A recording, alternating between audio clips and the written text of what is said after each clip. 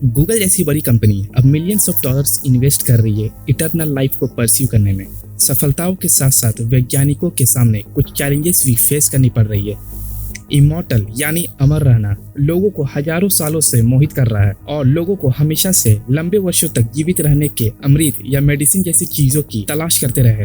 And guys, हम आपके साथ शेयर करना चाहते हैं कि इमॉर्टल यानी अमरता की खोज में विज्ञान में क्या हो रहा है। तो चलिए वीडियो की तरफ बढ़ते हैं। इमोर्टैलिटी का आइडिया इतना सम्मोहक है कि मॉडर्न साइंस और मेडिसिन हमें पहले से कहीं अधिक सॉल्यूशन खोजने के करीब ला सकते हैं। यूनाइटेड स्टेट्स के नॉर्थ वेस्टर्न यूनिवर्सिटी में वैज्ञानिकों ने जेनेटिक कोड्स को सीखा है जो उम्र बढ़ने का कारण बनता है, और इस एक्सपेरिमेंट को अभी तक इंसानों में नहीं किया गया है बल्कि वर्म्स में किया गया है। इस तरह की टेक्निक्स को वैज्ञानिकों ने अचीव कर लिया है, और एक अचीवमेंट बूढ़े चूहों को पुनर्जीवित करना था जो युवा चूहों के खून को संक्रमित कर रहे थे। रिसर्चर्स का मानना है कि यह प्रक्रिया इंसानों में भी काम कर सकता है।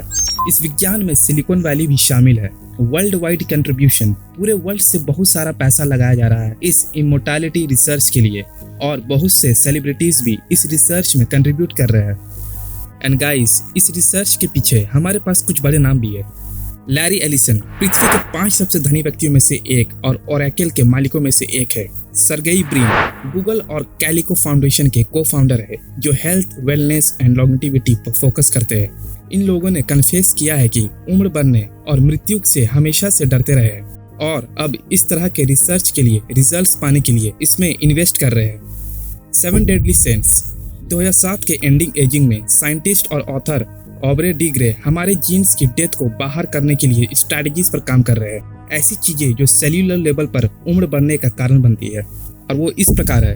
न्यूक्लियर म्यूटेशन जो कैंसर का कारण बन सकता है। माइटोकॉन्ड्रियल म्यूटेशंस हमारी कोशिकाओं के कंपोनेंट्स को जो एनर्जी प्रोड्यूस करने के लिए काफी महत्वपूर्ण है। इंट्रासेल्युलर वेस्ट प्रोटीन्स जो हमारी कोशिकाओं को सही से डाइजेस्ट नहीं करती है। एक्स्ट्रासेल्युलर वेस्ट कोशिकाओं का बाहर जमा प्रोटीन, फॉर एग्जाम्पल अल्जाइमर रोगियों के दिमाग में होना। तो चलिए गाइस, हम मूव करते हैं इमॉर्टैलिटी पर मॉडर्न साइंस और इसे प्राप्त करने के 5 तरीके क्या है। अमरता का विचार आजकल आकर्षण बना हुआ है, और हमारे पास यह कल्पना करने के लिए बहुत सारे साइंस फिक्शन है कि कैसे समाप्त हो सकता है, like movies, TV shows, book और साइंटिफिक आर्टिकल्स जो हमें प्रोवाइड कराता है इस इंफॉर्मेशन को। ये 5 तरीके हैं जिनसे वैज्ञानिक मानते हैं कि वे अमरता प्राप्त कर सकते हैं। Unlocking the gene power, gene के रहस्यों को तोड़कर वैज्ञानिक जीन को खोज सकते हैं हमेशा अमर रहने के लिए, और वो इसे इम्प्लांट भी कर सकते हैं इंसान के अंदर। क्लोनिंग, इंसानों के बॉडी पार्ट्स को रिप्लेस करना या कंप्लीट इंसान में बदल देना। क्लोनिंग को इमॉर्टैलिटी स्टडीज की एक ब्रांच माना जाता है, और यह सबसे विकसित है। क्रायोजेनिक, यह ऑर्गेनिज्म को प्रिजर्व करने का विज्ञान है। यह लोगों को क्रायोजेनिक रूप से सो जाने में मदद कर सकता है जब तक उनकी बीमारी का इलाज नहीं मिल जाता है।